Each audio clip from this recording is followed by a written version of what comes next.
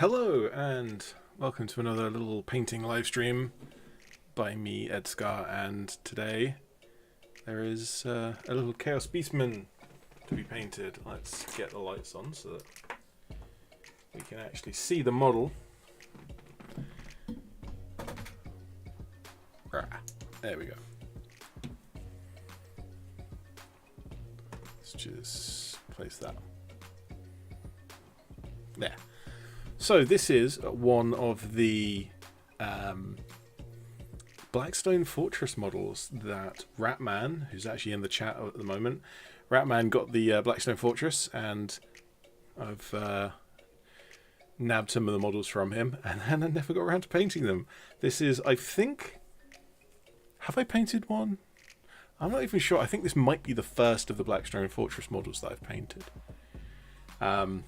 But a little while ago, I painted this model, Chaos Blood Reaver from Age of Sigmar something or other, as part of a competition at local friendly gaming shop.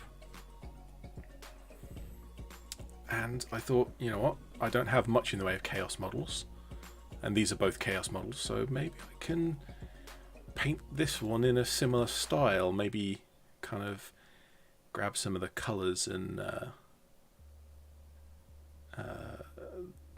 just the general style of it and paint them up to match.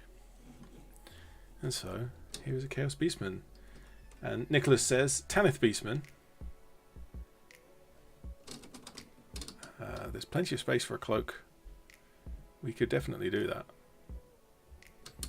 I think I'll skip that one for the moment.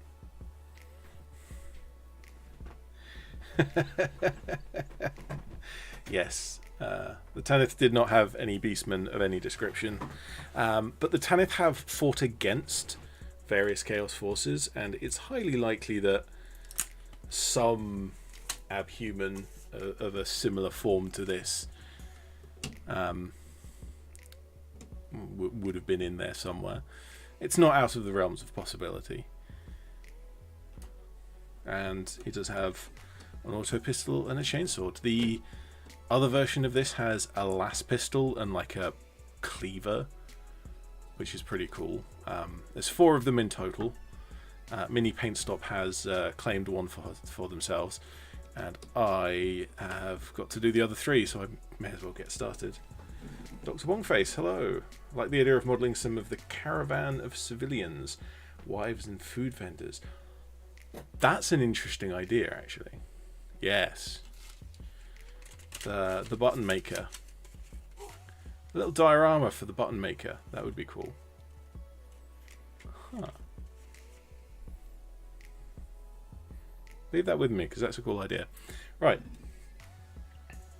Just while we have a chat, I've thrown away my last paper for the wet palette because it was covered in paint, unsurprisingly. So let's have a new one and watch it unfold. See how long it takes. Yeah, the caravan, or like the civilians that follow along the regiments. That's an interesting one. I remember the button maker. I remember the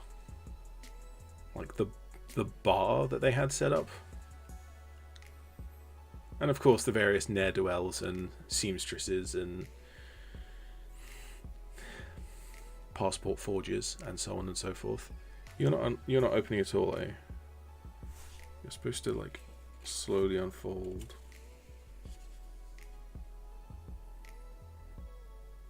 No, it just wants to stay rolled up. Let's help it out. There we go.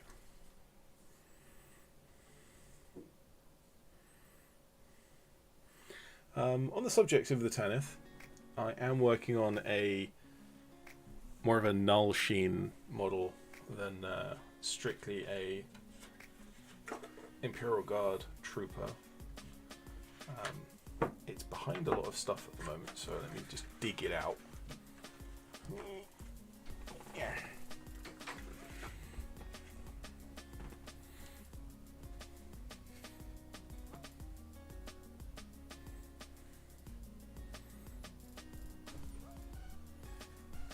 There we go.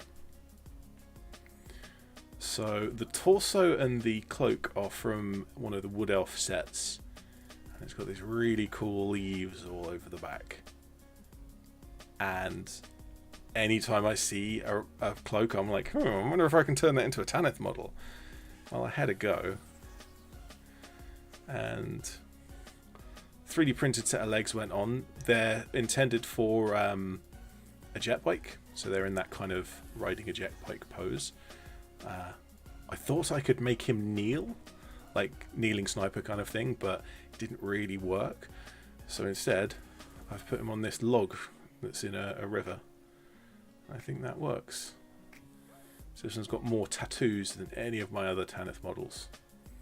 Absolutely covered in. There's even tattoos on his back, although they're not painted as well because they're not quite as visible.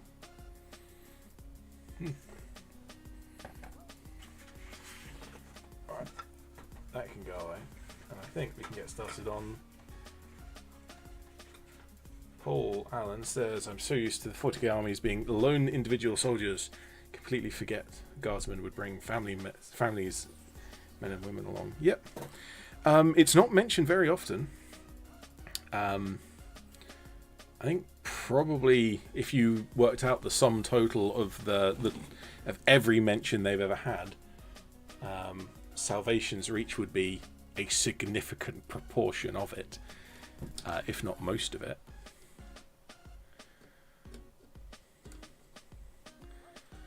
So what do we got to work with? I definitely want to keep the purple. I think that's a good place to start. Purple shorts in this case. Oh, I happen to still have the exact purple. Alien purple. And if I remember, this is a pretty poor covering paint, so we might need to put some effort into getting this to go down with some layers. She'll see how bad it is. Right, am I in frame? Am I in focus? Yes.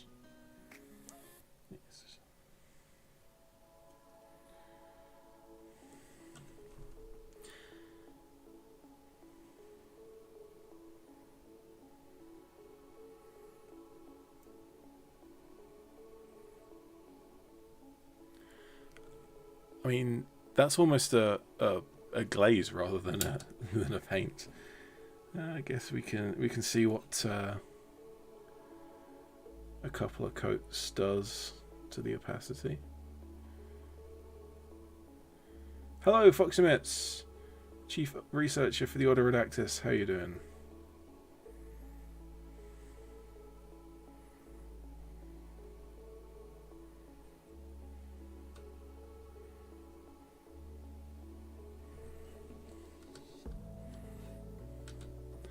Yeah, that's pretty patchy and streaky, as I remember this paint to be.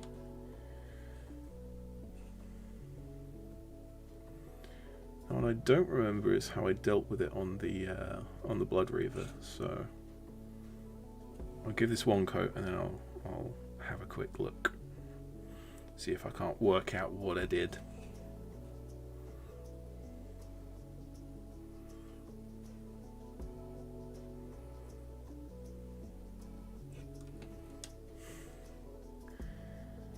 Foxy Mitt says she's tired. What a that's no, I'm gonna go with my what a shame. That's my secret. I'm always tired.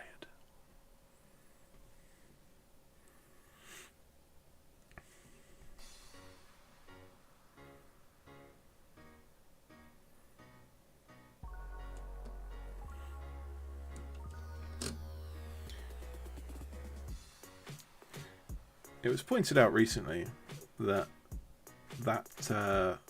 misquote gets even funnier when you remember the other famous quote from the Hulk. Don't make me angry. You won't like me when I'm angry. Becomes, don't make me tired. You won't like me when I'm tired.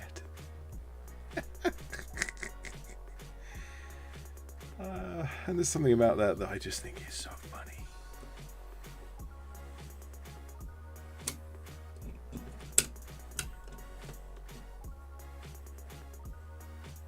Oh, we've got some grenades on the back. Right. Obviously, I wasn't paying enough attention to the model. I hadn't noticed the grenades. Maybe I had.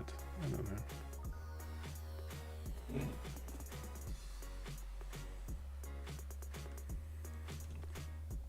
Will be a nice little spot for some variety of colour. I tend to paint the just out of tradition more than anything else. I paint frag grenades with a green casing and the crack grenades with a yellow casing. I might try and because this whole little trio are going to be pretty desaturated, so I can probably pull the yellow into maybe so much as a tan.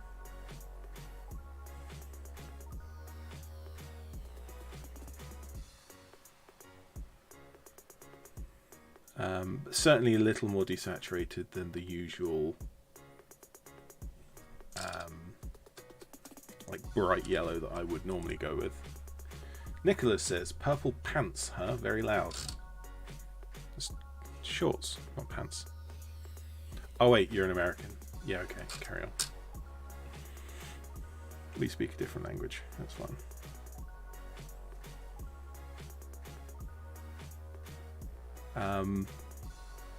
While I'm not strictly following my previous model, I am going to be kind of comparing back and forth to make sure that the two models kind of work together.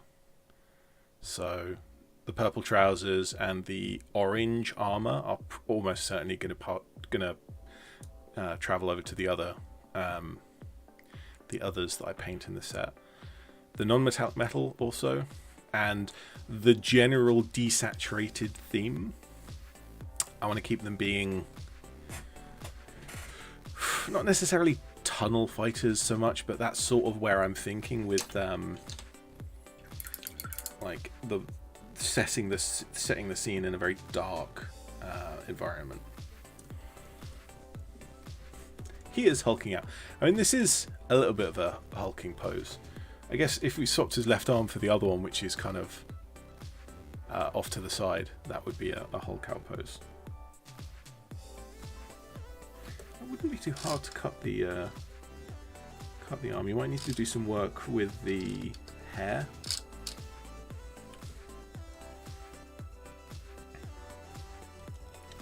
Yeah, just game shot, making things difficult with their mono pose. The unnecessarily monoposed models that really should be split in different ways. There's no reason for them to be split in this way other than to force them to be monoposed. But I've done that argument to death.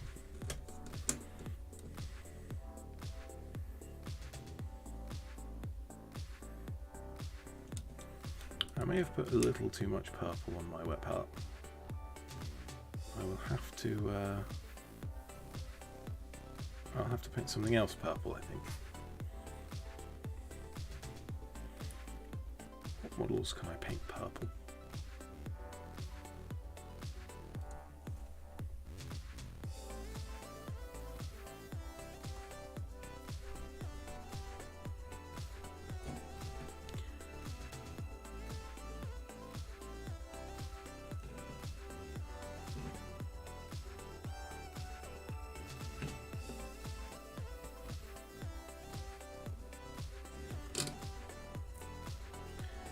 Nicholas says, did you make that painting handle video yet? That is underway. I've done a lot of the primary recording, and I've done a script edit, which lays it all out. I need to do a lot more recording, video recording for B-roll and stuff, and then I need to edit it all together. So it's on the way. Sort of in the same way when I'm doing models, I like to have a lot of small models, like individuals like this one, and and like one Tanith here or there that I can come back to. And then I like to have a big project, which in this case is the Stomper that you can just see the smokestacks of there. In the same way, I kind of like to have a lot of small single videos coming out kind of in the works at any given time, and one big complicated video. I kind of did myself in with the battle reports because that was a lot of work to get through those. And I put aside the lore kind of the Ghostmaker video. So that would be the kind of what did I title it in the end? Something along the lines of why you should start the Gordon's Ghost series at the second book instead of the first book. That was a big video to do, so everything kind of that was my big project while I worked on smaller videos as well. And now that I finished that, I've moved on to the painting handle.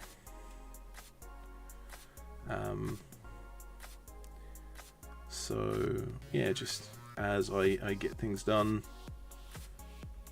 I'll bounce between things, and that will be the next big video that comes out. I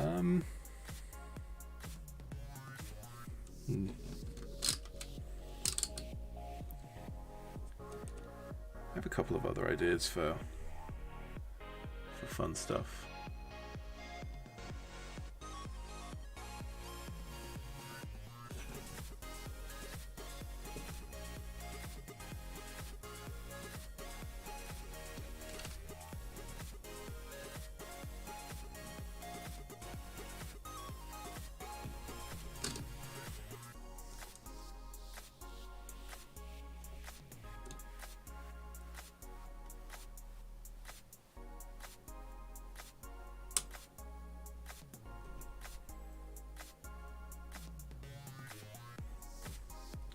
I think what I'd like to do is add in a little shading, because this is coming out.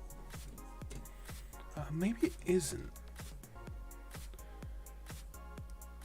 I think it might just be that I ended up doing a lot more layers on this. I think what I can do, I'll try it. Add a little bit of black for some shading, which also has the benefit of a little bit of desaturation.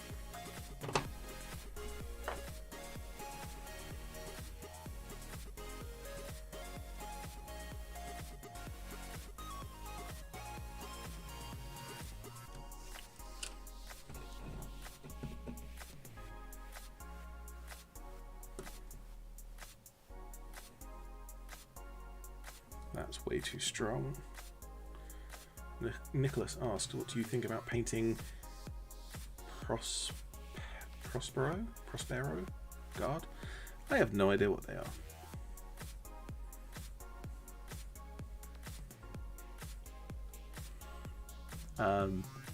If you want a review video, then like absolutely send them over, and I'll do something with them.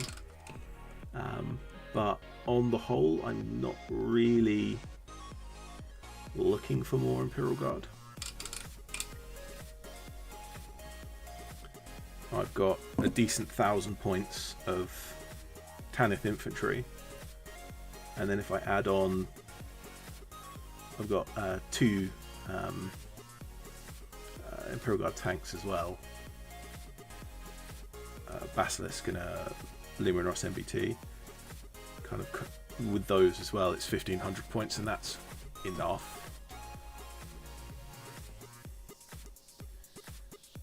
I actually still have some support elements for the Tanith. I've got Darulin, who's one of the Master of Ordnance from the Imperial Navy. There is, of course, the Space Marines from the Salvation's Reach mission, because it doesn't matter how much you hate Space Marines, you end up painting a Space Marine eventually. Space Marines are dull. How's that? Actually, I really like how that's come out. It's maybe a little bit harsh on the gradient.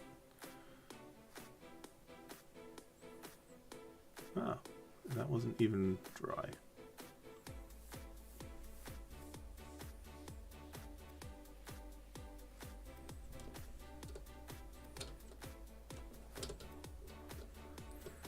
That has actually gone on nicely. Kickstarter that you're assisting with, not really your project. Ah, okay, I get it. Well, the offer still stands, although, like, if it's a community thing, then you may want to talk to some people that are more famous than me. I would not be offended.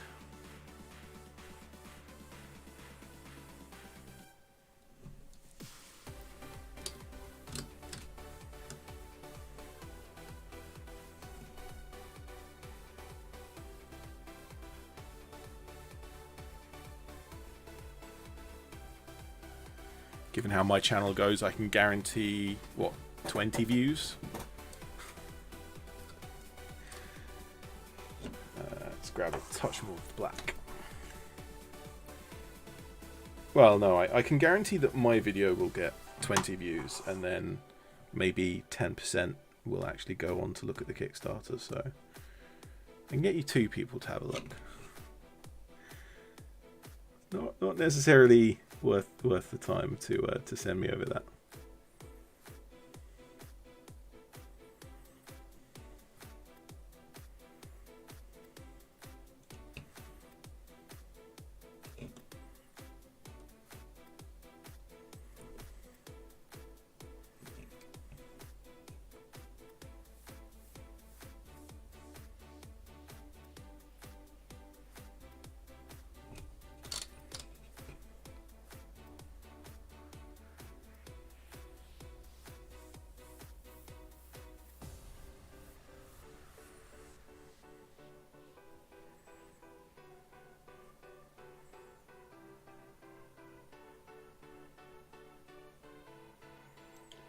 I'm going to keep some of this, kind of what I'm aiming for on this leg here. I've got a little patch in the middle right here where it's just got that first coat on it, and it's kind of got a nice texture that's a little kind of streaky in the right direction to be the fabric.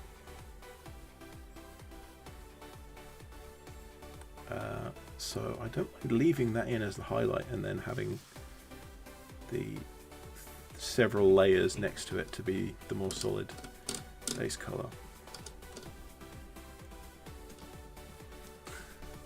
Ed famous enough scar. Yeah, well. Yeah, I only do this as a hobby. It's fine. I have no need to be world famous, world renowned. It would be nice if some of my videos got some views, but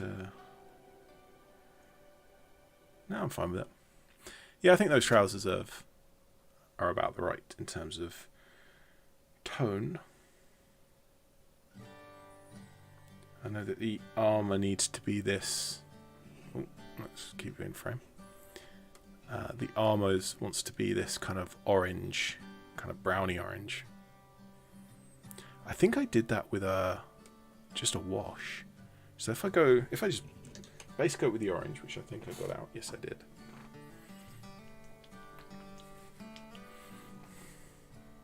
What happens if I mix orange and purple together? That's almost certainly just going to be brown. But it's going to be a nice brown.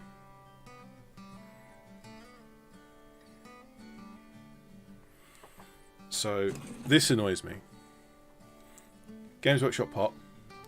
Someone at the local game shop recommended to Mini Paint Stop to cut the lid away because somehow that's a good idea.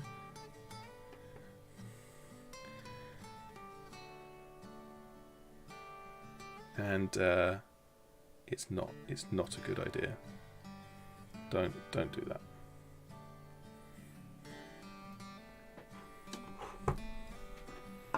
Right.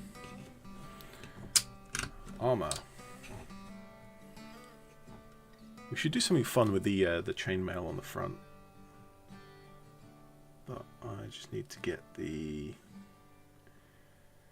breastplate and the pauldrons.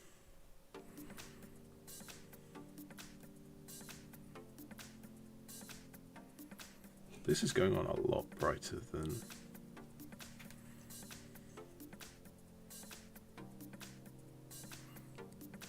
Okay. I guess it's just that the wash was so heavy that there's a significant proportion of it has become brown.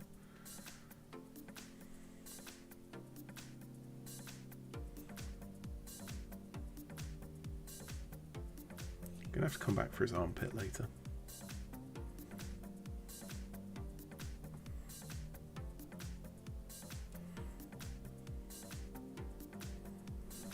You know, there are some things that you end up saying when painting models that, out of context, are just absolutely just absurd. Like, for example, I'm going to have to come back for his armpit later. Where else in the history of humanity does that sentence make sense?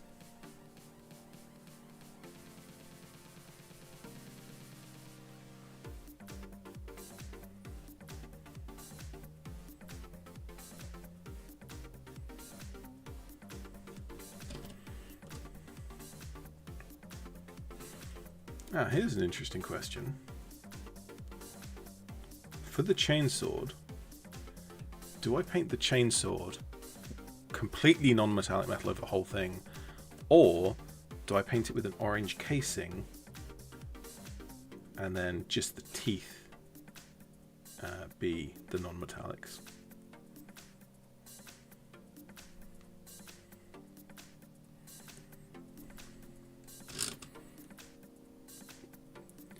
There is this kind of separation. There's the one of the 8 points on the chainsword.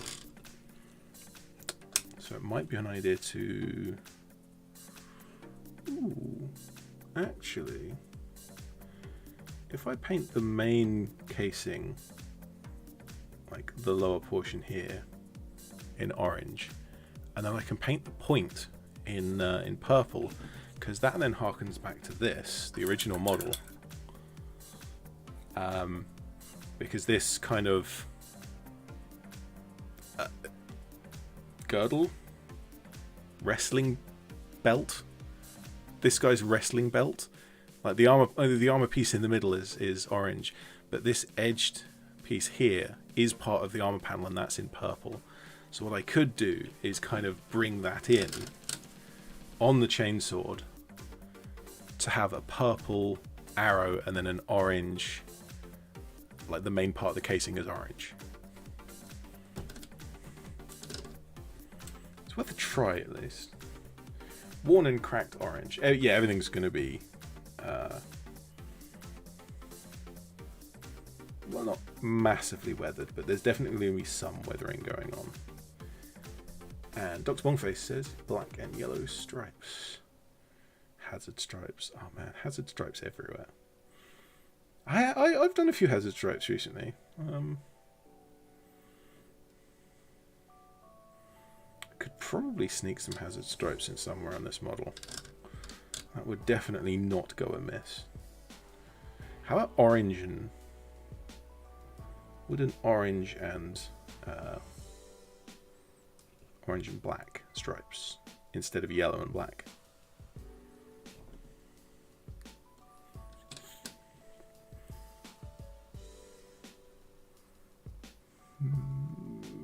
Maybe. I'm not convinced about that so much.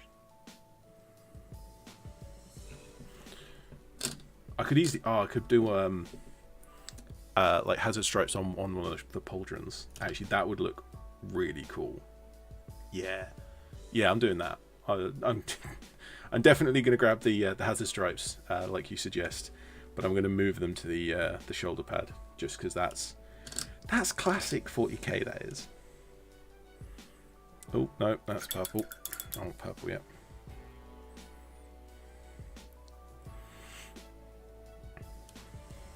So this shoulder pad will be orange.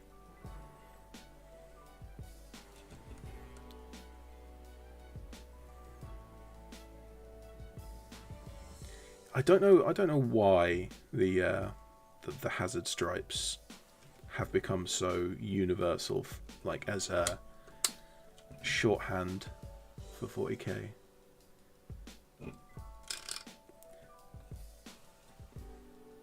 But it definitely is. I think particularly Necromunda, more than the wider 40k, although it certainly does apply everywhere. One of my favourite old Necromunda gangs that I used to play against actually had the base rims painted in the yellow and black hazard stripes all the way around. I have knocked the camera. There we go.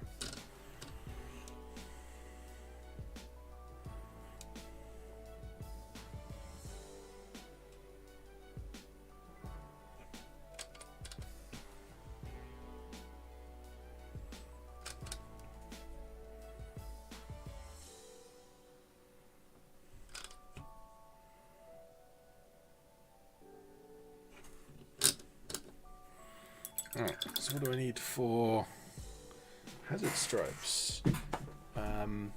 Pink, yellow, black.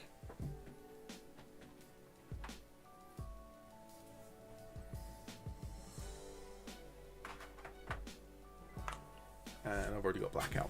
Cool. We're even using sunburst yellow, the old school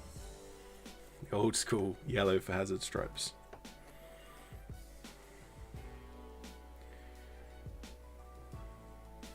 Don't need much.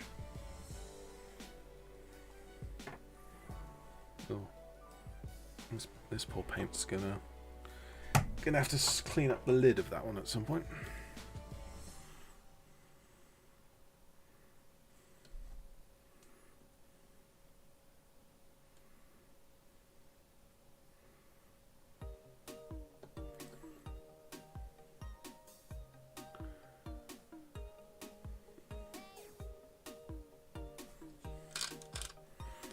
So, although I've said this many times, I'll just quickly mention it in case there's anyone who hasn't heard me say it.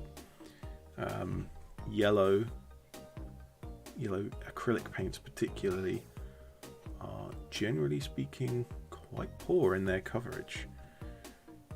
And yet there are many ways to bring out the colour.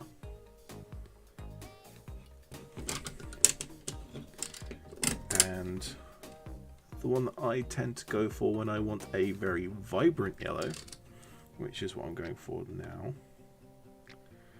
Although maybe I shouldn't be. Maybe I should be going for a more subdued yellow. But I've started, so I'll finish. Is to underpaint it with pink. So that's just one layer of pink, which you can barely tell the difference between the tan primer and the pink on that shoulder pad. Just about see it on my camera view. Hopefully it comes out for you guys at home.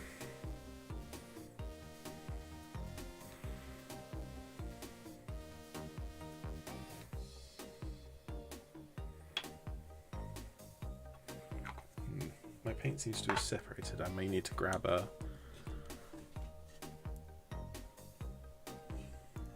toothpick to scrape out some of the good paint, but nope, never mind. That is going down nicely.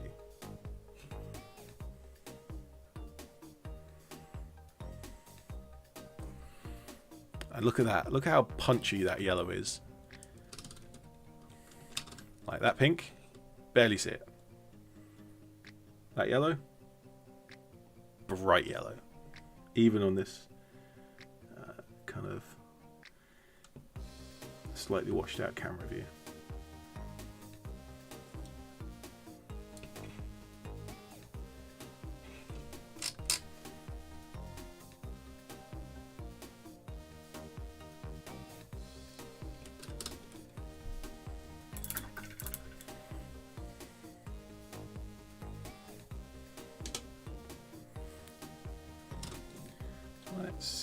Let's see what else we'll do before I start throwing in other things. Oh, I need to paint the casing on the chainsword. Oh yeah, the puttees. So on the original model, he's got puttees around his boots, which makes me unreasonably happy because I love puttees for some reason. I put in some bids on eBay for some second-hand, like World War II, like reproduction stuff, but haven't picked one up yet. On this model, we do also have some, not necessarily puttees, but leg wraps, but also wrap around the arm as well. So let's grab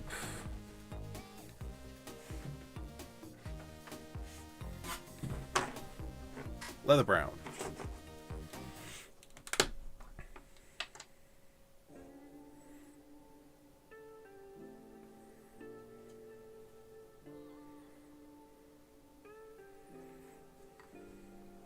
I think I'll at least try and do a better job of highlighting these than I did with the Blood Reaver.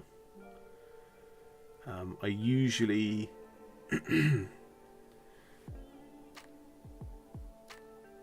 go much further into white when I'm painting this kind of cloth wrap. I guess it depends on the model. Of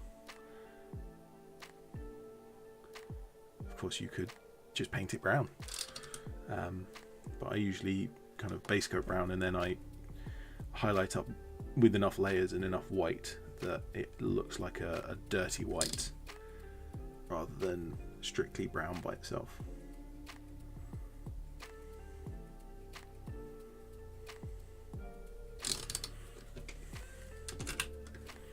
It's another advantage that you don't really need a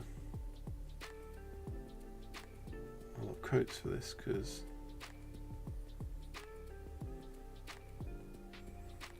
if the tan shows through underneath, tan and brown are kind of essentially the same thing. Not strictly, but you can easily use tan as a highlight color even when you're working to white. So that's kind of all that needs. He looks like,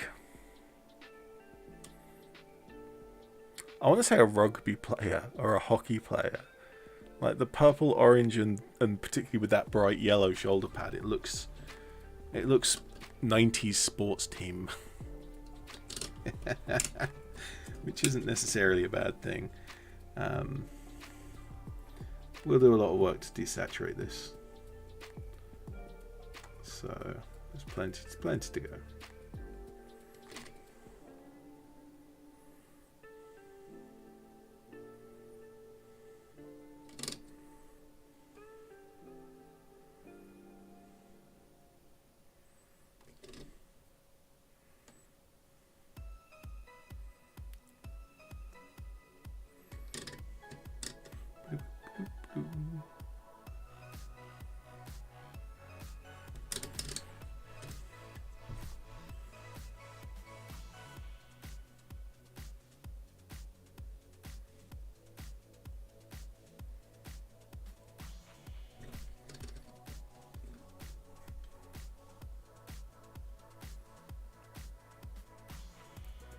Even get into the back of his leg just about. I did go for a little bit of fun with the basing on these. There's certainly more to do because I want to finish it up with the crackle texture paint, or crackle texture paste, and that's because again I'm matching this, or at least roughly matching this, to the Blood Reaver model I painted for that competition, and that model has some cracked mud effect on the base. I'll show you that once I finish this brown here.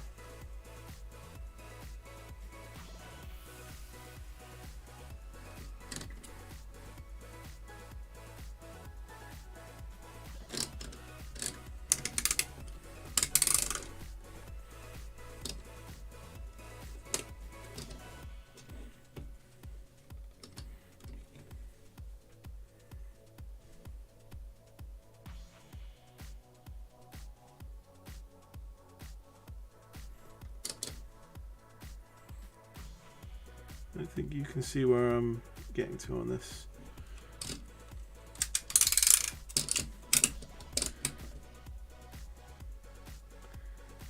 There's one nice thing about the about this painting handle is that I can put the model into absolutely any orientation and paint kind of any part of the model exactly how I want to. But it does mean that the camera can't see sometimes. Yeah. So this guy's base has this kind of cracked earth, particularly around the edge. It's got loads of skulls in it as well. And so I picked out a few skulls. There's just a plain skull up front. And at the back there's, I'm not sure what set this is from, but just a tree root growing around a skull. So it'll be fun to throw in at the end.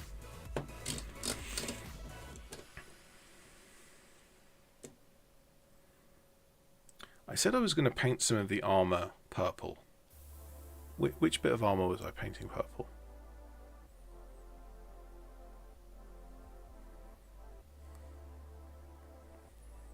I can't remember. Oh, there. It was the point on the chainsword. Actually, I can paint. It's just about the impression of an armor panel, a second armor panel on its chest. I can paint that in purple as well, just to get a little streak of the purple in here.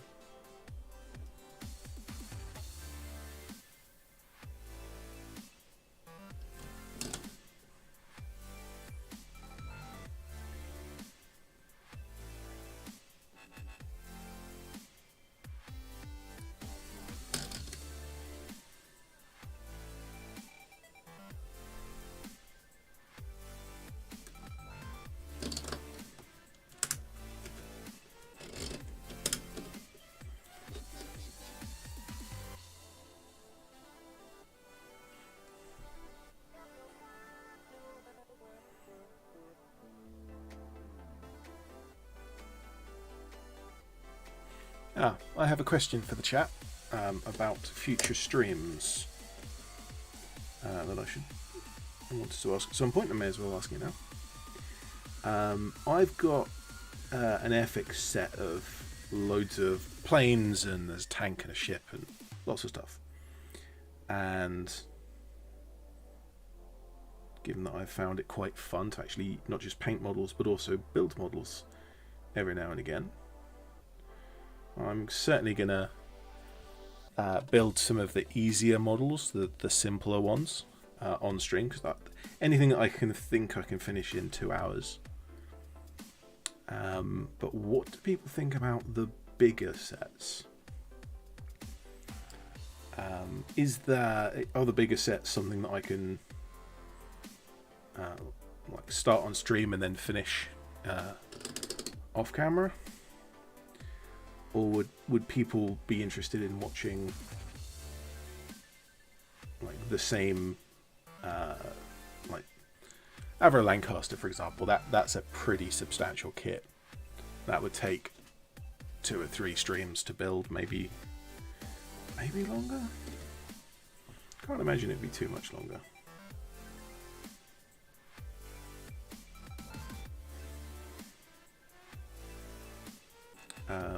So I guess there's 3 alternatives in there, or 3 choices.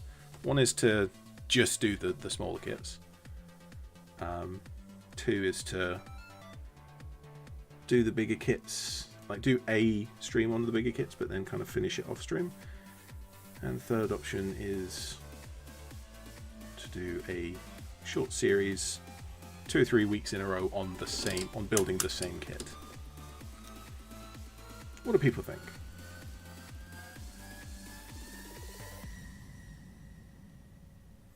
Voting 1, 2, or 3 in chat. Assuming any of you are still awake, which is unlikely.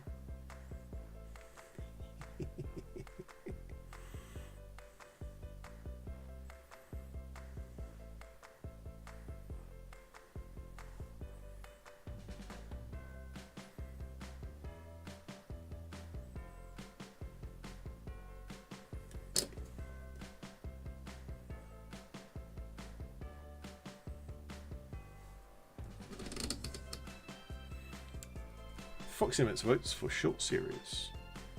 Okay, so I can do a bigger kit over a couple of weeks. Yeah, it's one of the considerations I was thinking of.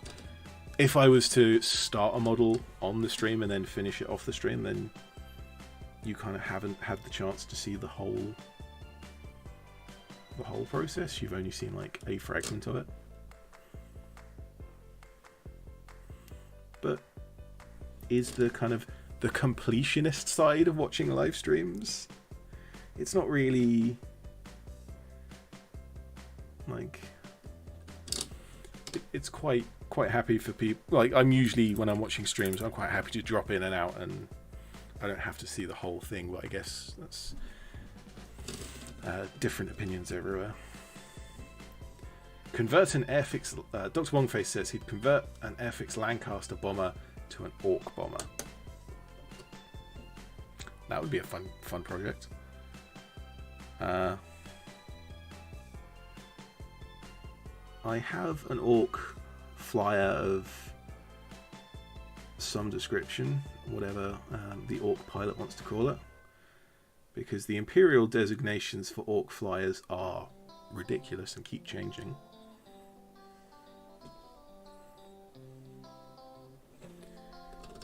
Oh, who was it? Sniping Wib. Yeah, so on one of Sniping Wib's videos,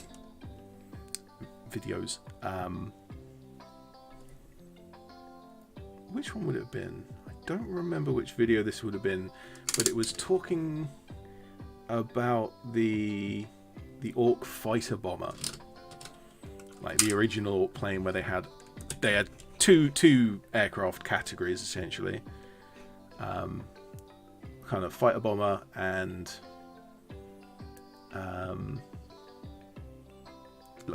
assault craft, kind of transports for infantry sort of thing. And then that changed to have the fighter bomber became the fighter, and then a second model was brought in as a fighter bomber.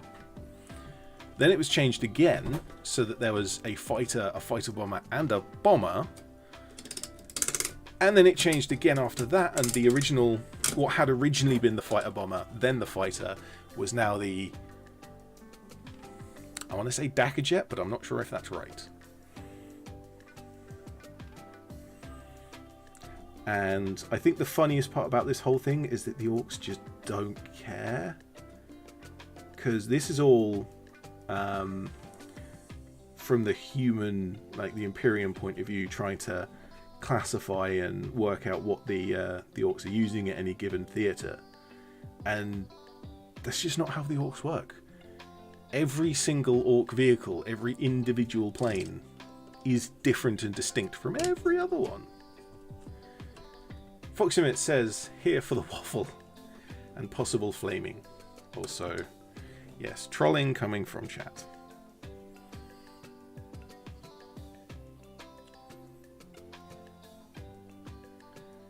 And then Paul Allen, Algar, the cat, just knocked over my mug of tea all over my bed.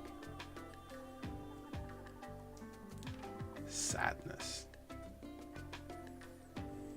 That's a waste of a cup of tea, and now you can't even just relax and ignore it. You have to go and do something about the mess. You can't just lay back in quickly cooling tea. Ugh. Right. Just while that's drying, I will go back to this pauldron and put on the hazard stripes. I've just realised with these pauldrons and the chainmail and the weapons and everything else, I'm going to be doing a lot of non-metallic metal on this model.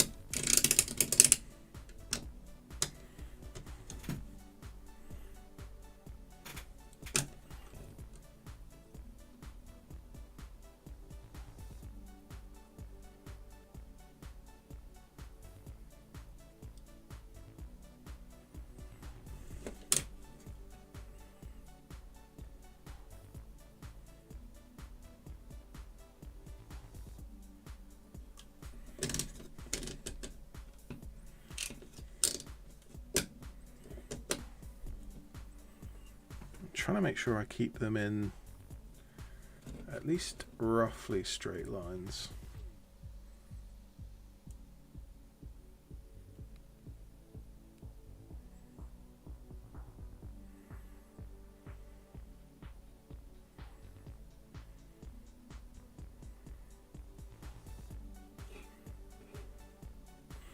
Although what I've actually done is made that an extremely curved line, so that idea is out of the window.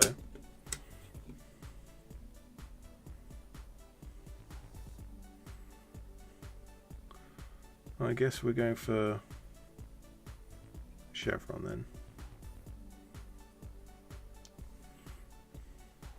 I've made an absolute mess of this, absolute disaster of the chevrons here, of the hazard stripes, I mean.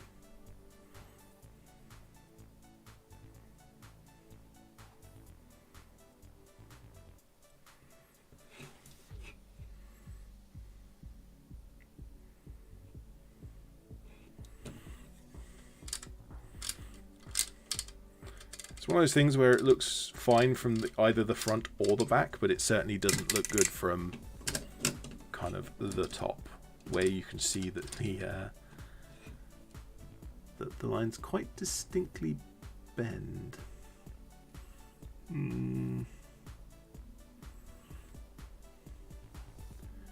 Do I repaint the whole thing or do I leave it? I'm probably going to leave it.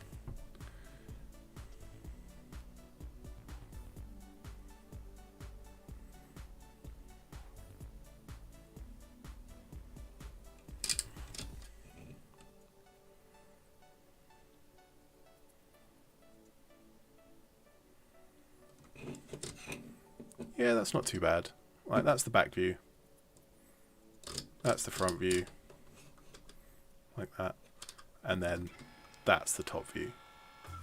Top view looks rubbish, but from the front it's fine. That model is looking like the Necromunda Bounty Hunter Gore Halfborn. I do not recognise specific... certainly not any of the newer stuff. Talk to me about Cal Jericho. Talk to me about Madonna Ulentai. But yeah, I don't know any of the newer characters. I don't even have the new rulebook. I've got the old rulebook. I've got the second edition rulebook on the shelf back there. But yeah, I haven't played any of the current one.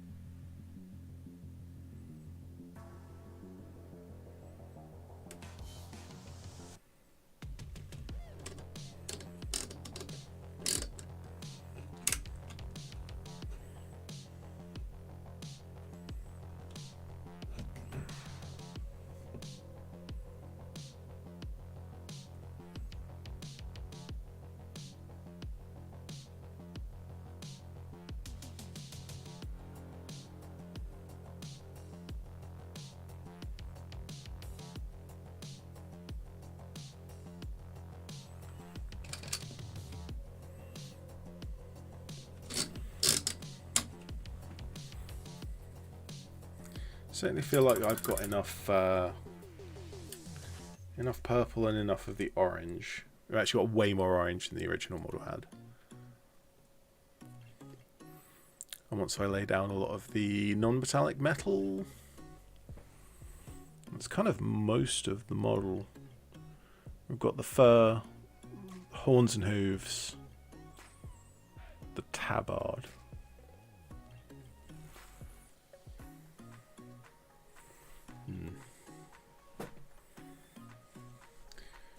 So one thing I didn't like about this one is that because this was painted with a limited color palette, and the, let's say, limited time. We had 6 hours. It's plenty, and I didn't even use up all the 6 hours, so I shouldn't be complaining. But I ended up painting the tabard, kind of this here, in exactly the same colours as I painted the skin, which sort of blends together and not quite how I like it. I have the opportunity here, because I'm not limited by colours, to paint this in a very different colour. But what colour?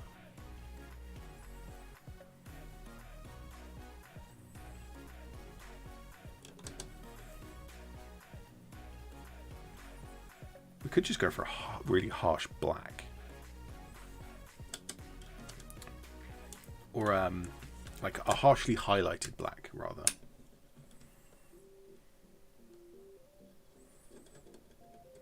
Yeah, let's try that. Let's see how that goes.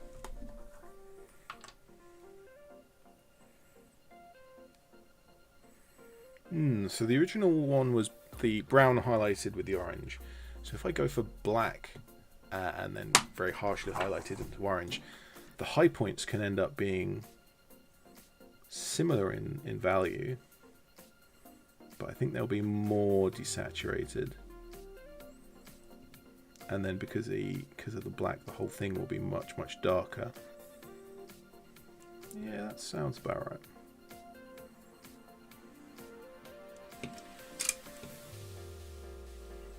Here's me talking about color theory like I know what I'm talking about. Yes, the color wheel, saturation, value, hue. Just string them all together and people think that you know what you're talking about. Either that or they just realise that you're an absolute idiot but they don't want to say anything. It's like, yeah, sure. I get that a lot.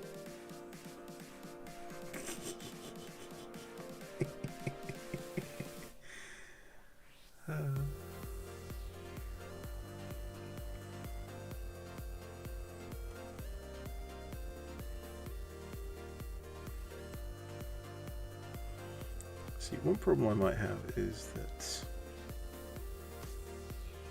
it's going to be difficult to reach all of it.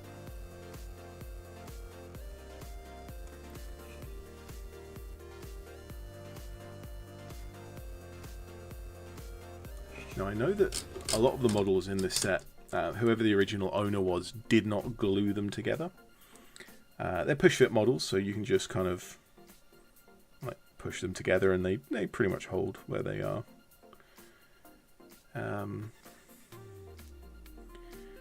But some of them have been glued, and so I don't know if this one can be pulled apart easily or not.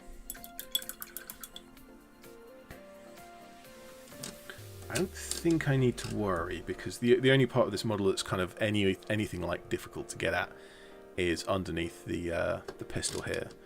That's kind of the front of the tabard and his leg. I don't think that matters.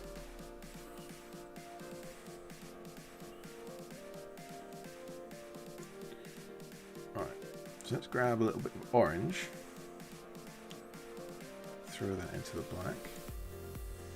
Let's see what we get. Oh, interesting. That's come out in a grey.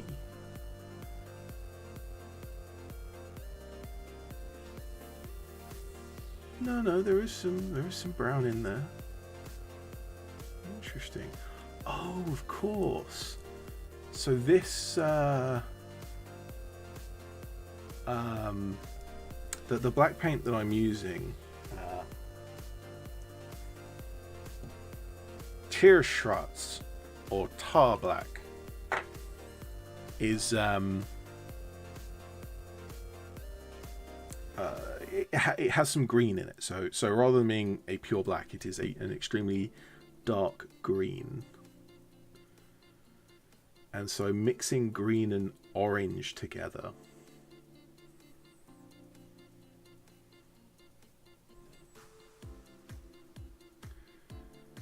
and their secondary colours bordering yellow? Yeah, two secondaries both bordering yellow.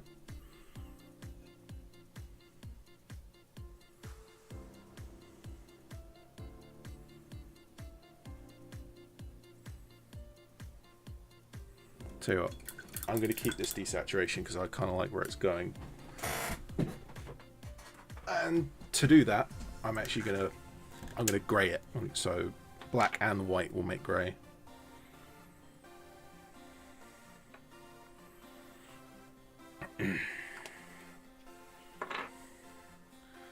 So let's keep a little bit of that orange.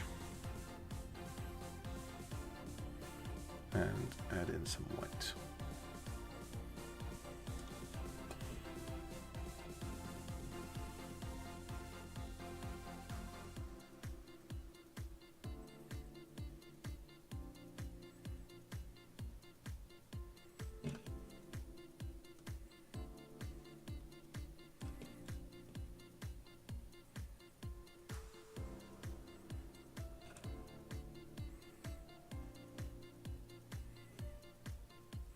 Yeah, that's looking pretty good. That is not even remotely what I was thinking, but it looks good, therefore I'm keeping it.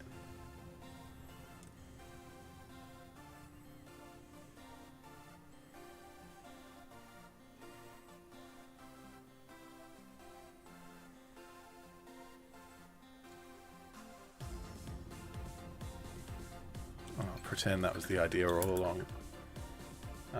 Paul Allen says, think they were easy build, you know. Yeah, that's what I said.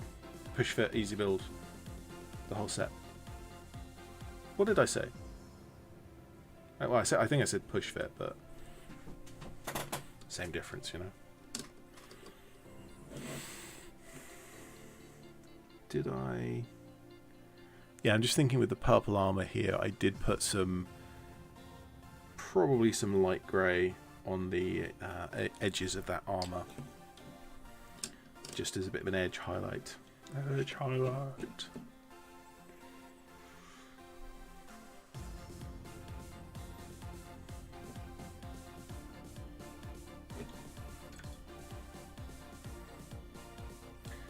So what I should be thinking about is the orange armor has quite a lot of this brown in the shadow.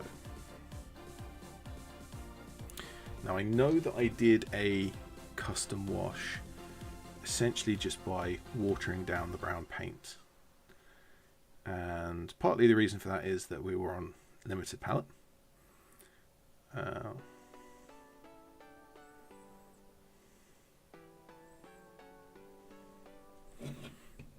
So let's see if I can replicate that with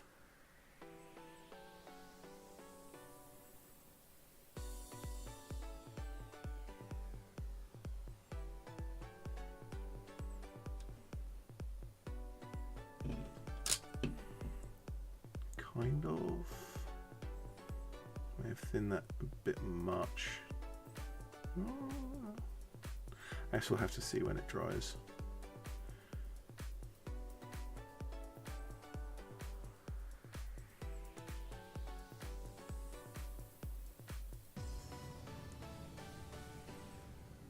One thing I like about particularly water washes is that whenever you lift the brush, you get a little spot of the wash kind of pooling just where you've lifted up.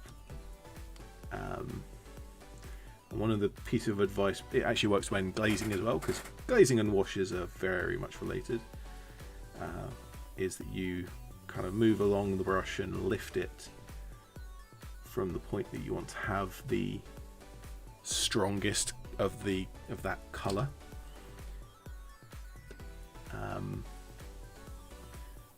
But because I'm using just water to thin this down, it's acting a little bit like a wash, a little bit like a glaze, and I'm just tapping because that's then lifting the brush several times in the same place, and it's leaving extra of the paint just in splotches, and it's kind of running together, which is good because that'll then form somewhat of a shadow. I need to come back and have another go because it's not kind of, once it dries, it's going to be a little bit more subtle. Also going on these rivets, kind of similar kind of thing. Just tapping over the rivet and leaving a small, just an extra bit of the paint over there. How's that look?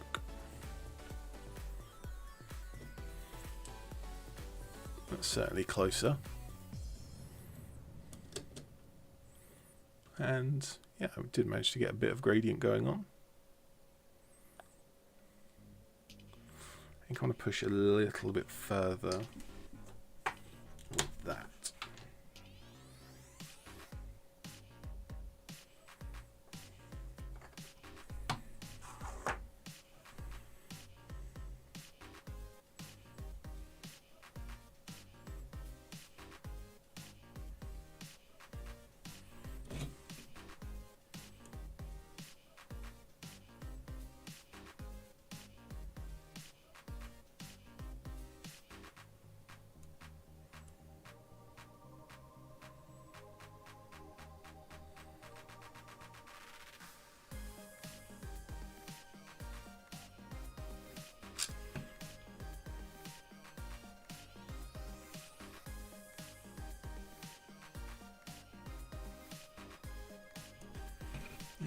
Yeah, chainsawed as well.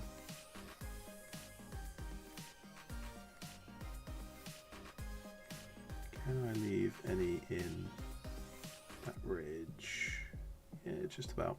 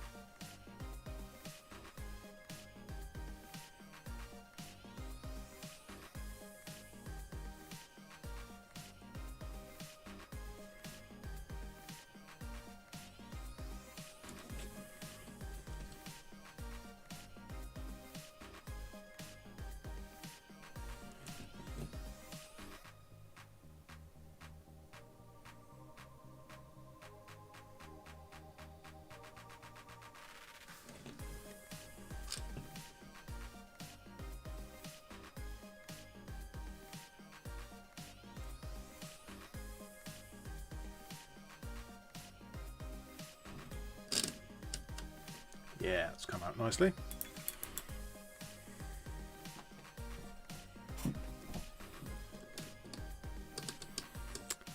I realised just as I was doing that he is actually wearing an Under Armour shirt that's kind of visible here and visible in the armpits. Like I said, have to come back to the armpits. Well, I should probably get that done now. I don't really need to put much effort into the armpits. I just want it to be a fairly dark colour. I might just go with the brown. There's going to be a lot of brown around it. Could go for the black. The black-orange mix.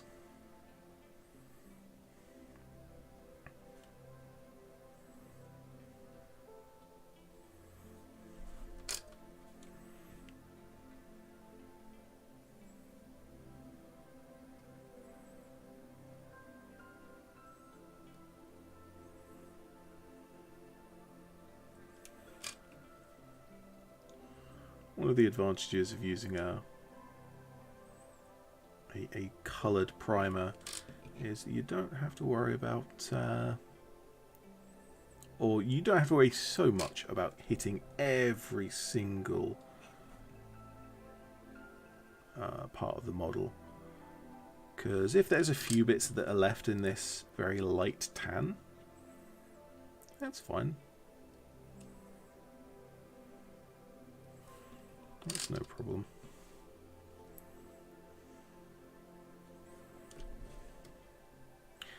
Foxemit says grey. Unfortunately, I'm already nearly done it. I mean, I did go for a kind of an off grey.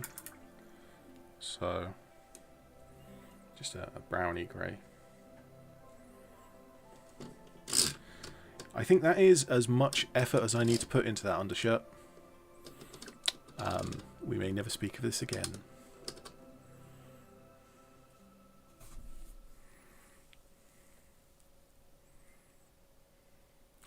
One thing I haven't fully decided on is the actual fur colour itself.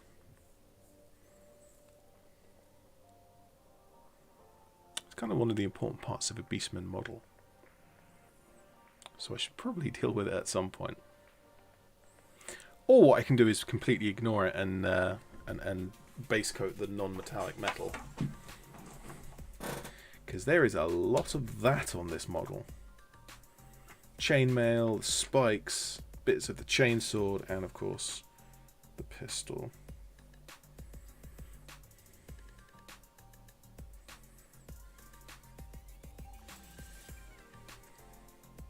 Let's mix ourselves a nice fairly dark grey.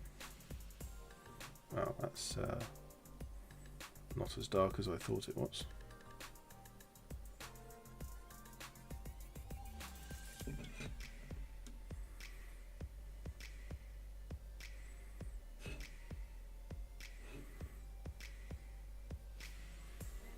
The thing about non-metallic metal is you end up putting so many coats on. It kind of doesn't matter what you started with. Like, you sort of need a base coat to get started, but the base coat itself is kind of meaningless to the end result. It's kind of like building a foundation. It's actually very much like building a foundation. You don't see it in the end, but if it wasn't there, none of the rest of it would work.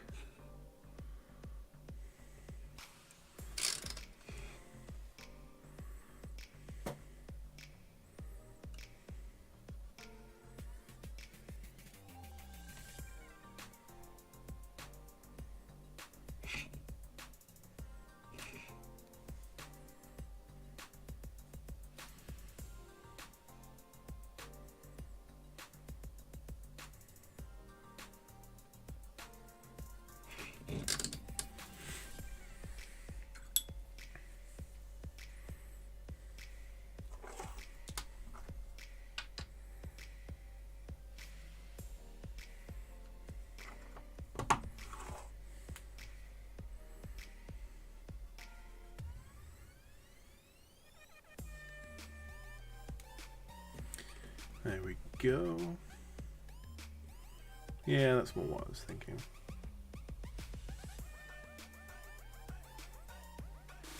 Actually thinking I could have painted these with the purple.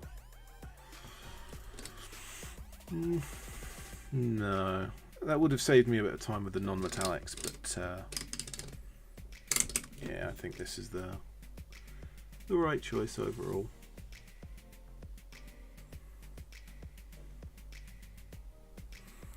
What time are we at? 8:15. Wow. That's a lot later than I thought it would. I'm going to spend this whole stream doing just doing base coats.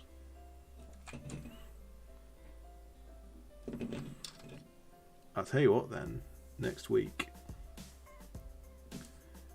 rather than building one of those Airfix models, I can push that back a week quite happily.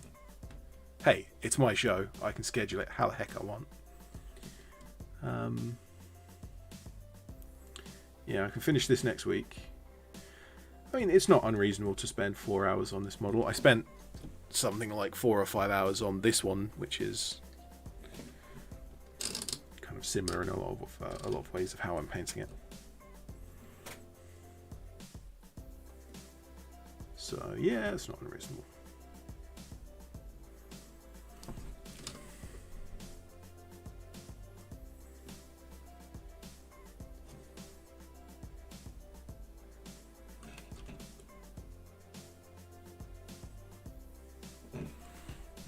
Actually thinking,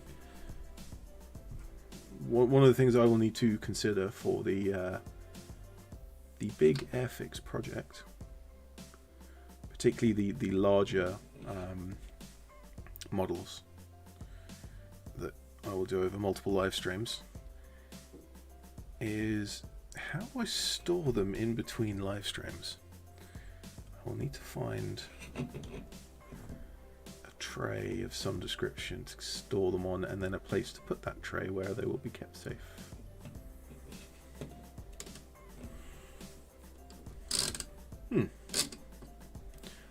I hadn't considered this. There's a bracer on this wrist.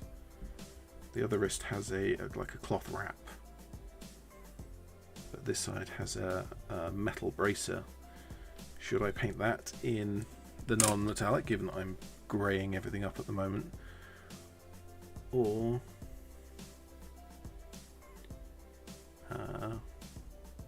orange or purple? I think I've got enough colour. I'm not desperate to add more purple and orange to this model. If anything, I'm desperate to darken it, so yeah.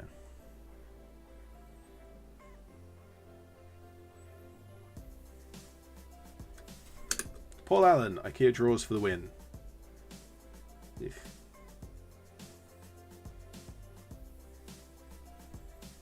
Dr. Wongface says blonde. Blonde?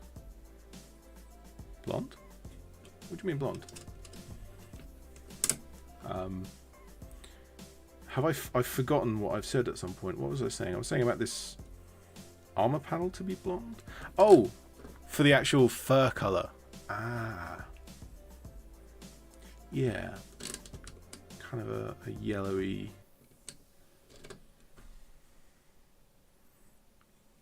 tan kind of straw color.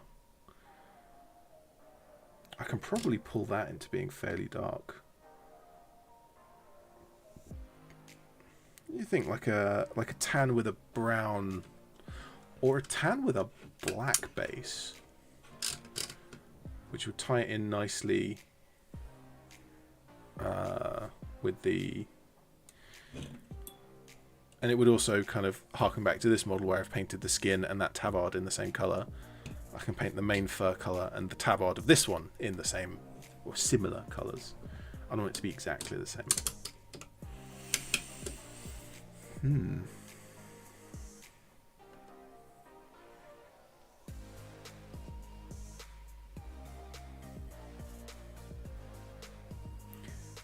And do I want to differentiate the kind of the hair on the back of his head in this massive ponytail versus his like main fur color over his face and his arms and his leg? Might be interesting to paint that in a probably lighter, or maybe not necessarily lighter, but just brighter. So keep the value the same, but saturate it with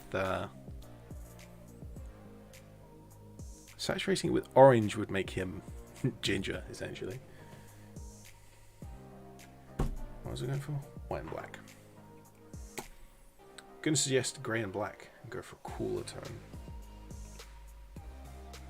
Yeah. Yeah, that works.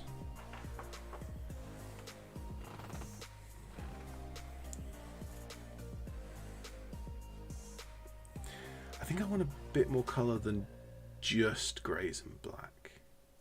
But certainly I'm liking the idea of black into, like black all the way into tan rather than white, because that gives at least some hue.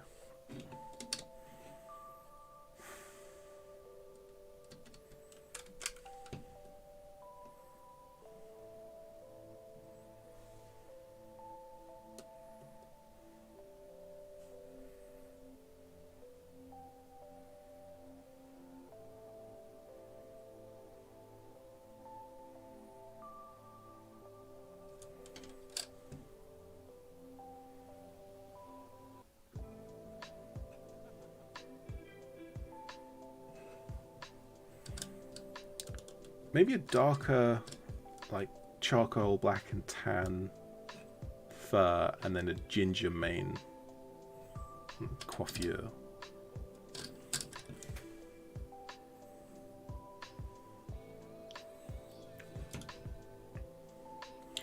While I like the idea of painting the kind of head hair and body hair fur in different colours, I don't necessarily want that to confuse the model with just lots and lots of coloration.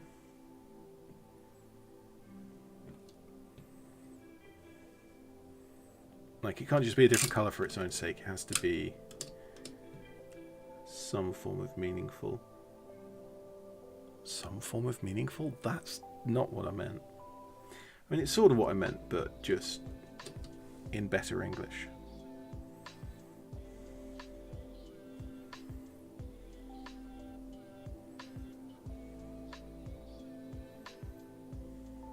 If I was famous, I'd have that on a t-shirt. Some form of meaningful.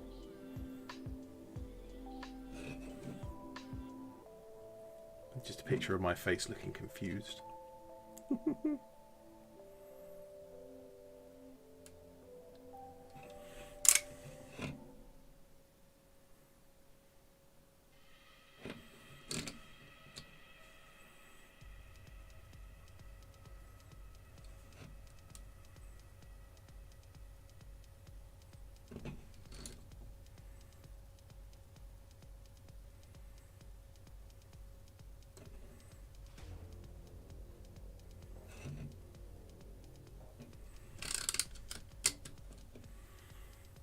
Oh, chainsaw blades are so annoying to paint.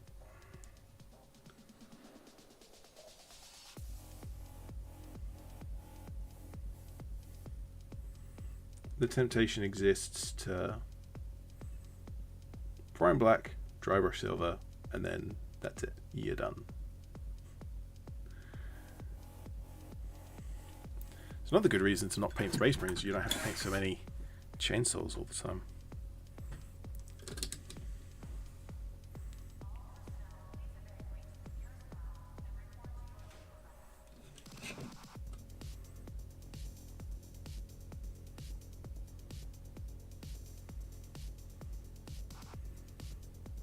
Although the good thing is that I really don't have to be neat about this,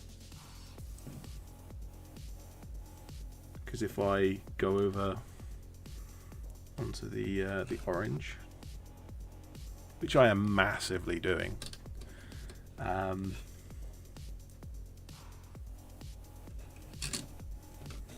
that's just weathering. It's just chips and metal showing through. That's all that is.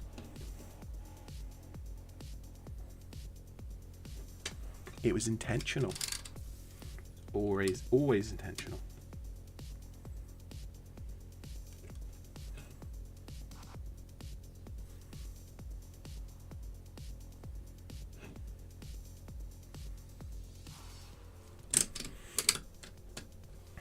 Too much detail on these chainswords.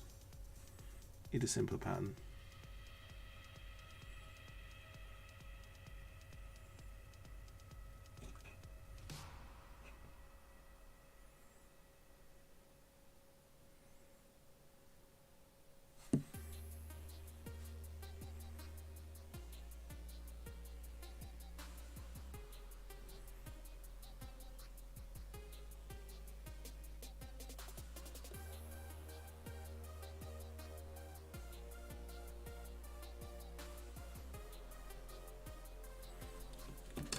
Is it wrecking my brush, just pulling all the bristles in every which direction.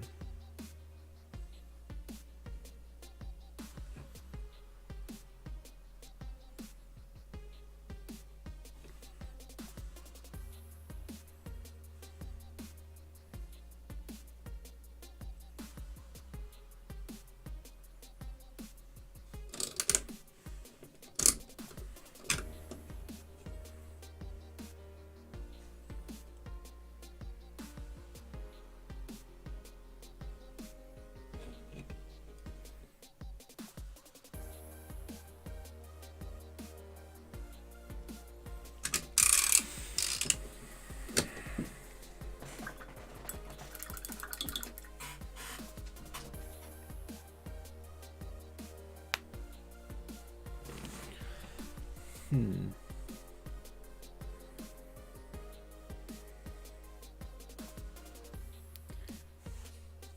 going to start with the black and tan on the black and tan or black and orange. No, black and tan I think is right.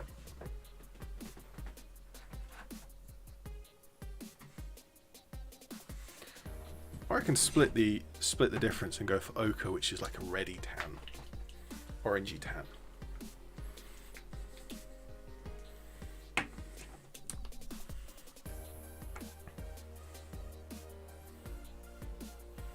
Because that's a nice fur colour.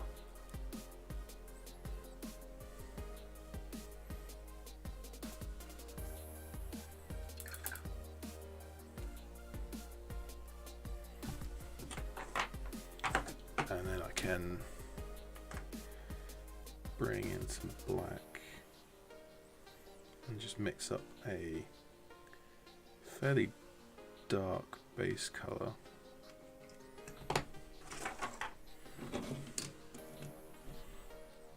And we'll see how this goes.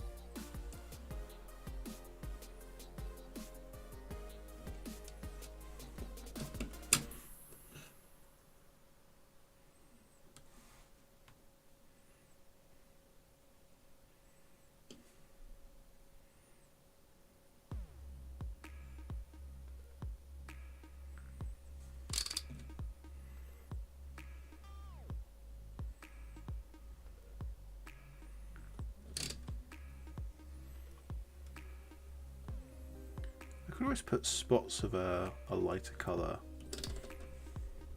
if the kind of the black is too dark by itself. There's quite a few fur patterns that have predominantly dark but then with lighter spots. Commonly, usually the other way around.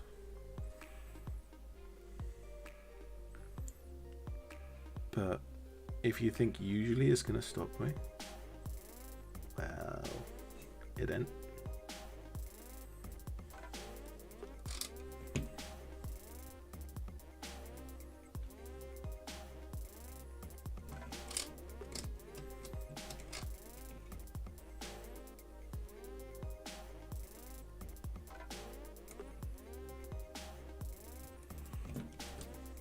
I wonder what pigments are in this ochre, because it has come out with a very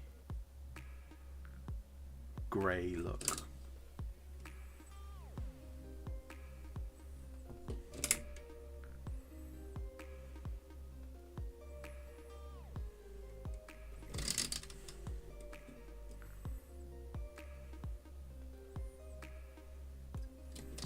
Oh, getting in at all this is annoying.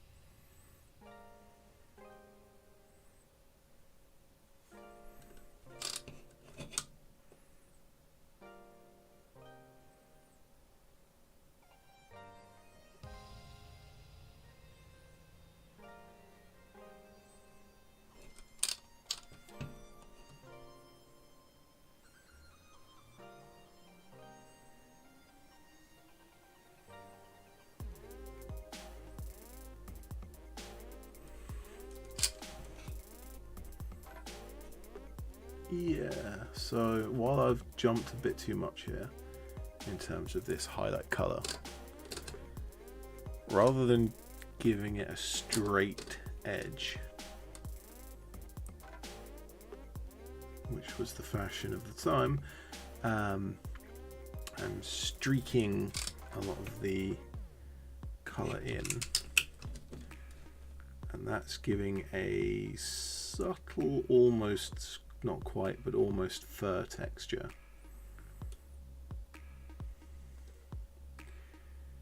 Which is actually doing a really nice job of hiding the gradient in color. Can I just do another at the top? Yeah, that's not really come out as strongly.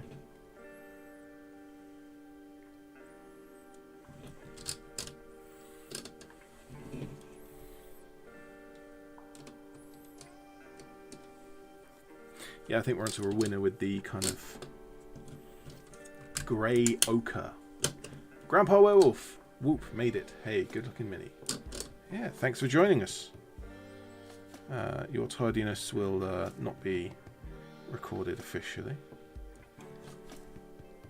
We'll let you off just this once. And yeah, it is a pretty cool model. This is one of the Blackstone Fortress models that Ratman got for us. I mean, I think this is one of the first things we got when the two of us got back into mini painting. When we got back to the brush, you could say.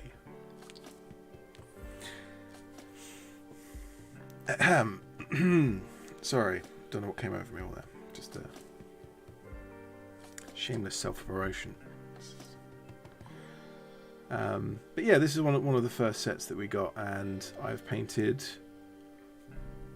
I think this is the first model of that set that I have actually painted. I know that Ratman painted up a bunch of the Traitor Guard. I'm not sure if they were Traitor Guard or just Chaos Foot Soldiers of some description. Whatever they were used as Traitor Guard in some of our games of 40k that we did last year. Good grief, last year. Time flies when you're having a terrible time. So it's been a while that I've had these models, and I haven't painted any of them, so I thought I'd better paint at least one of them at some point. And because this is a Chaos Beastman model,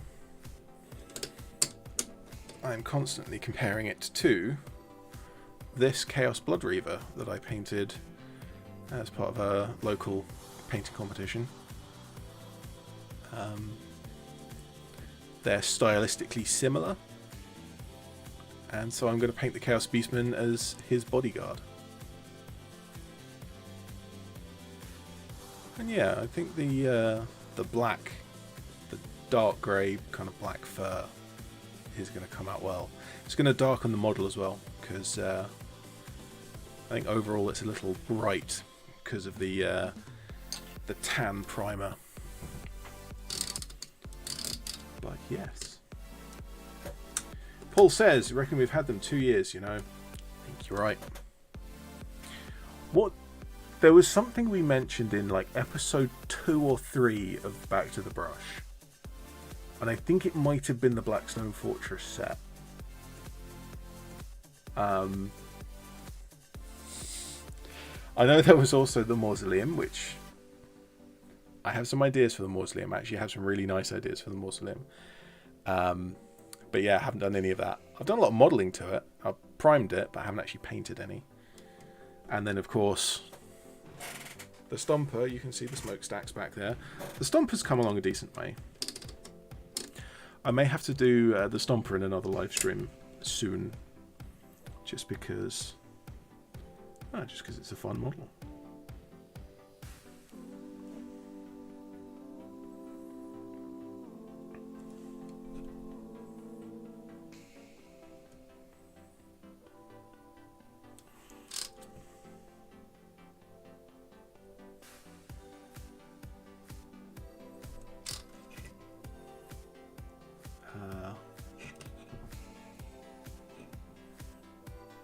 yeah, it's all those big projects that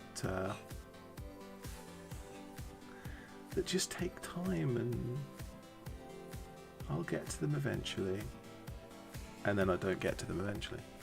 Except finally, this time I actually have.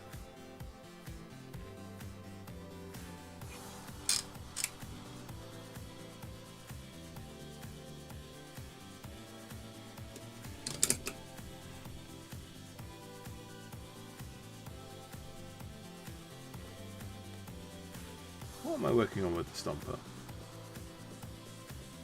I think I'm doing its gun arm at the moment. Yeah. So I've got the main body of the Stomper in a decent place. It's not done, but it's well on the way to being a coherently well painted thing.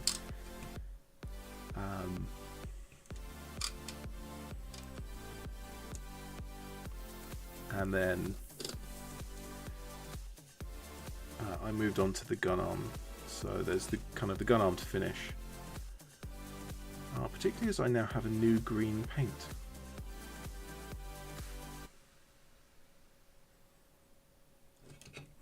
Which exploded. I should show that off because that's funny.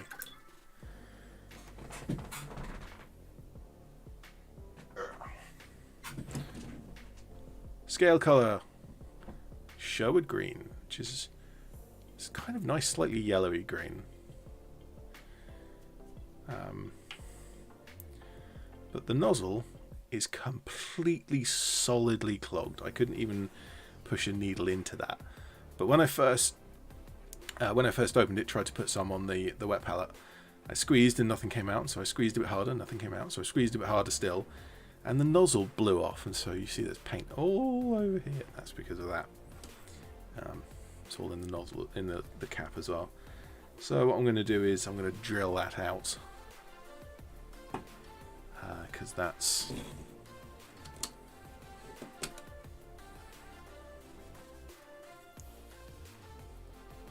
it's kind of funny, kind of annoying.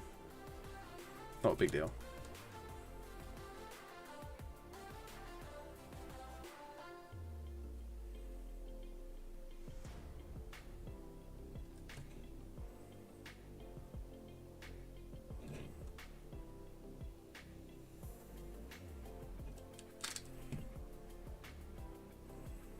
Keeping up, trying to keep that fur texture going. It's actually kind of difficult to do that when it's too thinned. You kind of need it to be slightly thicker just to grab the tiniest amount more than you normally would if you're painting like a more consistent highlight layer.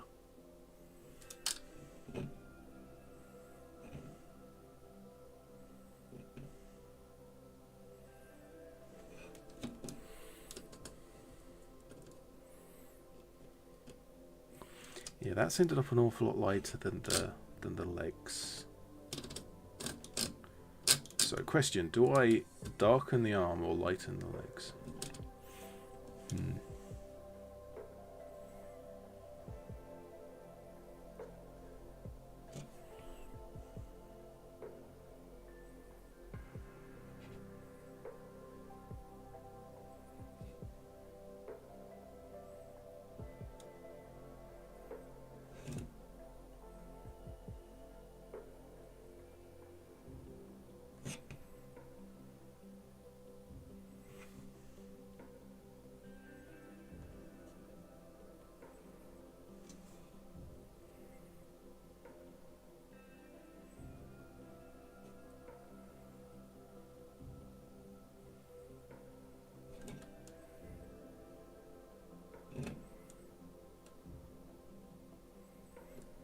Yeah, definitely liking this colour, so I'm gonna bring the legs up to match this.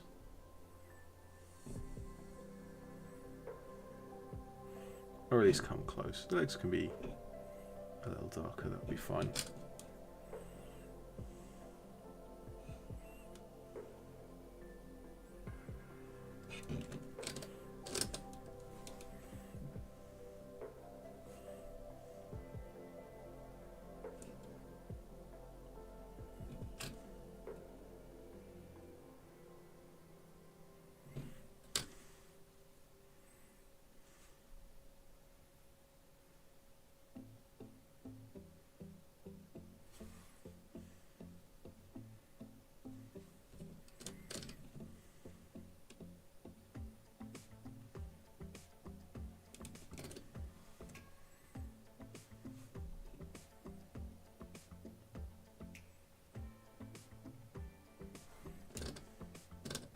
Yeah, there we go.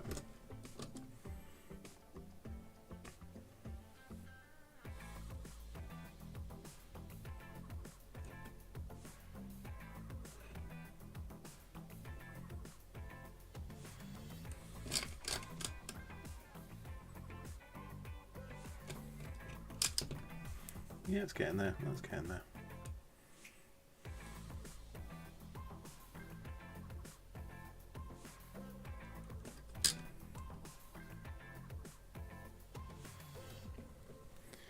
What do we get for time? Quarter of an hour until we finish. That's plenty. We can get a bit more done.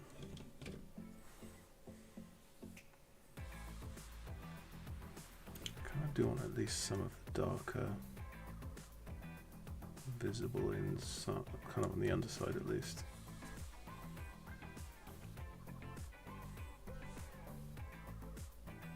There we go, that's it.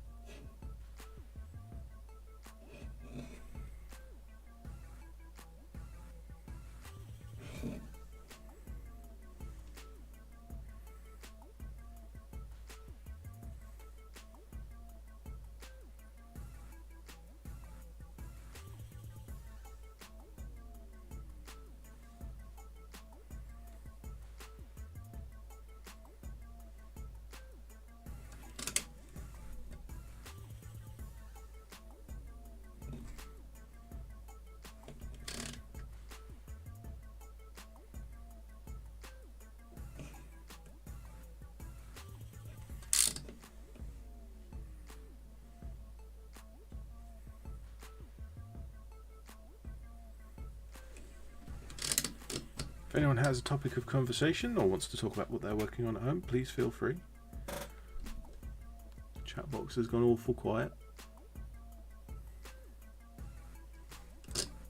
Just lets me know you're still there.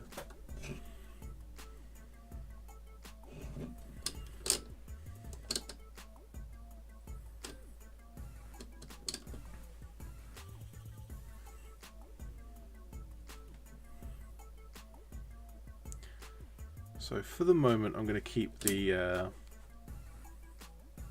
ponytail, kind of the head hair, blank. Paint in the face, and then I'll decide whether I want to fill in that with the same color as the rest of the fur or a different color. I'm leaning towards a different color. I haven't decided.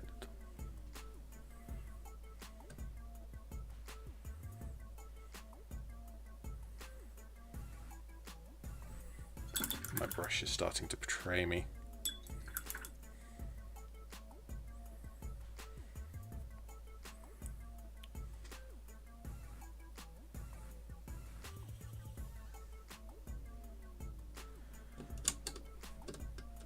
Paul is gluing Necrons. Foxymits is knitting a big fluffy dog. Just one piece to go, and then I'll be sewing the big fluffy dog.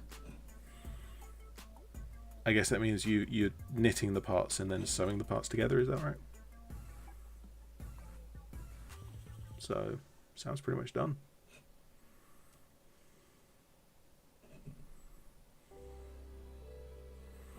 Oh, I've got too much water in this. Need some more black. Grandpa Werewolf is painting Kroot on lesser Narlocks. Lesser Nullox. Oh, is that the cavalry with the big cannon thing? Also, oil washed a Tau battlesuit black. Let's see where that goes. I tell you, there's a lot of people who paint up the Tau in Gundam style. So, like black panel lining, bold primary colours and black panel lining. It is a good look. It's popular for a reason.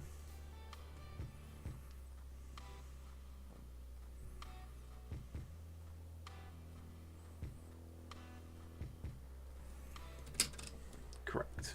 Yes. Waiting for the next 40k subscription magazine to turn up.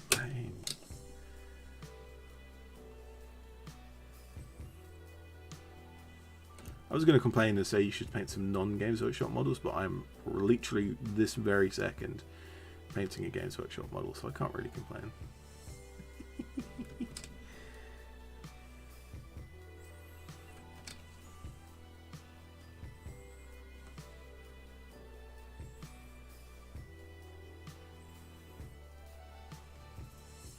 I've thoroughly enjoyed painting quite a few, just a variety of different models recently.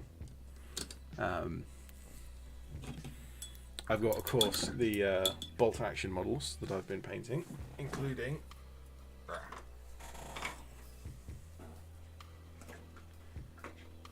the first tank I've painted in a while. So this has been done in the last kind of week and a half.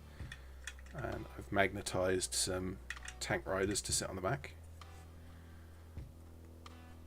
And between all of the weathering effects and the panel lining and all of this freehand and that freehand,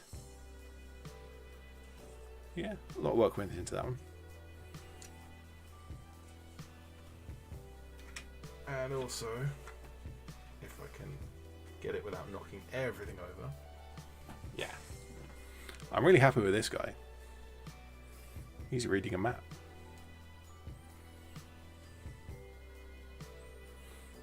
So this map is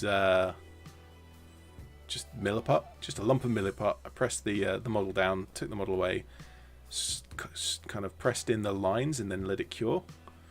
And then once it was cured, I painted it up with roads and rivers and trees. So yeah, it's my probably an artillery observer or a officer's assistant. Oh, and of course, the Celtic warriors that I did last week. Well, I assembled a couple of them last week. I haven't actually painted any of them yet. Dr. Bongface says the chat has a big delay. Yes, it does.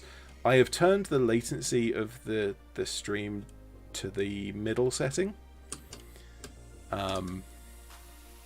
There is a slower setting, if you would believe.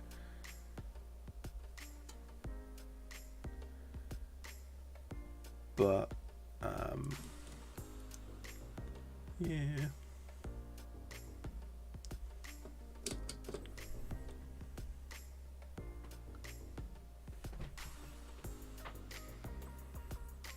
I don't know, I think there's a hyper fast setting, but like you need to be super famous YouTuber to get that. And yeah, it's not. Hopefully, it's not a big deal. I get that you'd rather have it be faster.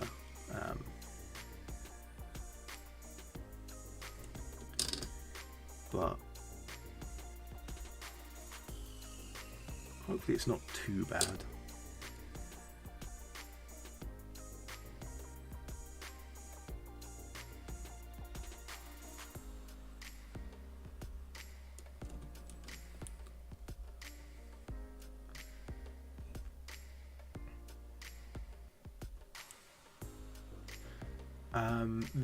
There is a strictly slow mode for the chat, but that's different from latency. I wonder if yeah, in the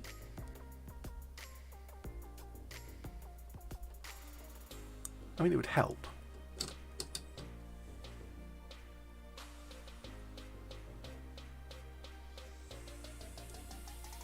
I mean, the other than latency, there is another option called slow mode, but what that does, that's kind of a different thing. That limits the like the amount of comments a person, like individual people, can make.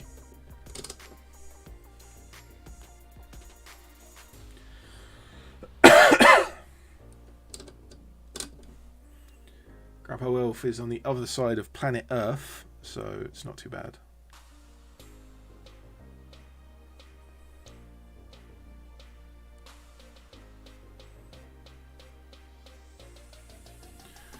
Was it Earth? Ugh. You've reminded me of one of the Orc planets, and I can't remember. Urk. Yes, it's Urk. Which I think was originally Hercule or Hercules. Not Hercules. That's Hercules. Oh. What was Urk? What was Urk's original name? Like the imperial name? The planet I'm talking about is the one where Gazkul grew up. His old stomping grounds.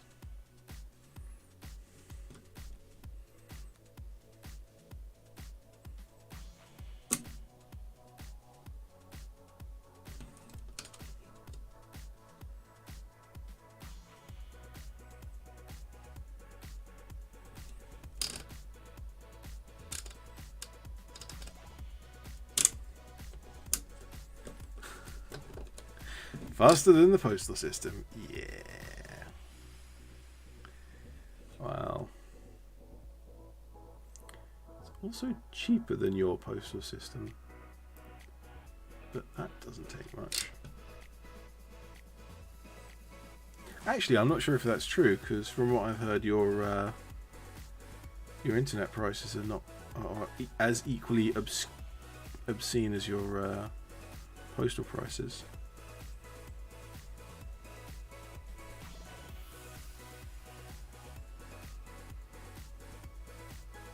Was it that I'm trying to remember the story. Someone told me this a long time ago. Someone on I can't remember if it was east to west or west to east, but like the full latitude of longitude, the full longitude of Canada, posted a hard drive. So bought a hard drive, put information on it, posted the hard drive to the other side of the country, and compared the price of postage versus the price of internet to transfer the same amount of information.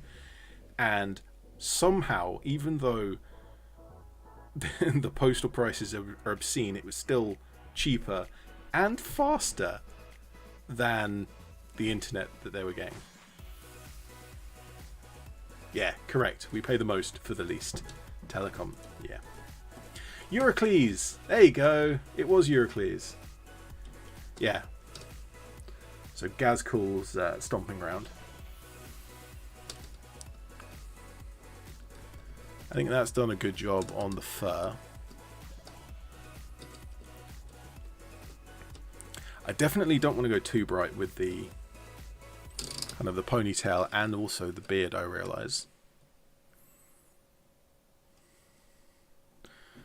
But that's a decision we will leave for next week, because we are at the 2-hour mark. We've made decent headway. We've got a lot of the base coats down, and we've got a little bit of highlighting going on in some places. So I guess next week we do beard and hair, horns and hooves, all of the non-metallic metal, and then a little bit of some belts and pouches, because there's belts and pouches that I haven't even looked at yet. So if everyone wants to throw in some comments and some questions for the last few minutes, I'll see what I can answer before I end the stream. as I usually do. So yeah, next week we'll finish off this model, or we'll have another crack at it, joining the bodyguard of my Blood Reaver. And then the week after that we'll start with one of the smaller Airfix kits. Certainly some of the Airfix kits are going to be significant. The Avro Lancaster, a lot of parts in that. There's also a cruiser, 1 to 600 scale, so it's about kind of 30 centimeters long, roughly, maybe 25 centimeters. I can't remember exactly. That's got quite a few parts. It's HMS Belfast, I think, from World War II. But there are some simpler models. There's a simple Spitfire. It's not like easy build. It's not like one of the Lego kits, but it's just limited parts numbers Spitfire. I'll mention this when I get to it again, but the wings of most Airfix kits are hollow. Like, so you have the bottom half, and then you have for the whole thing, and the top half of the wings, they're hollow. This one has just solid single part wings that you glue onto the fuselage, so much quicker to build. In Africa somewhere, they sent a data on a USB stick attached to a pigeon, which was faster than the national ISP. Yeah. There's a lot of inconsistency in the world with the kind of the quality, speed, and reliability as well of the internet, of various internet connections. I feel like I'm relatively lucky in that regard, given that I can live stream with nary a worry about the internet connection. Grandpa Wolf says, Airfix planes, go ED-SKaR, go. Yes, I have